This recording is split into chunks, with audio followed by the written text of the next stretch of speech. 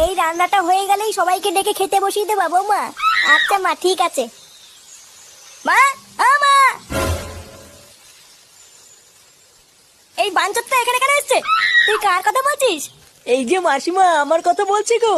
আপনার ছেলেটা না খুব দুষ্টু, একটু ইয়ার কিউ বোঝে না। বাবা গো বাবা। হ্যাঁ গো, তুমি আমার ভাইকে গালাগালি দিলে। বাড়াটা গালাগালি দেবো না তো কি দেবো? ও বলছি তার বাল, বাড়া আমাকে ঘরে একা পেয়ে আমার প্যান্টের ভিতরে হাত ঢুকে দিয়েছে। মা গো মা, জামাই বাবু তুমি অত রেগে যাচ্ছ কেন?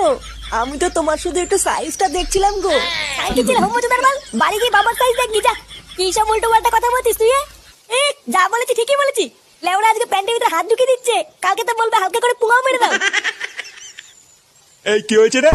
এত চেঁচামেচি কিসের? দেখুন না মেশামশাই, মা গো মা, আপনার ছেলে একটু ইয়ার কিউ বোঝে না। ওটাই আর কি ছিল বাঞ্চুদ? দেখেছেন তো কিভাবে বলছে। দেখো মা, আমি কিন্তু বলে দিচ্ছি, এই চুদির ভাই যদি বাড়িতে থাকে আমি কিন্তু বাড়ি থাকবো না, বলে দিলাম। চোরে বাচ্চা, তুই ঘর থেকে বেরিয়ে যা।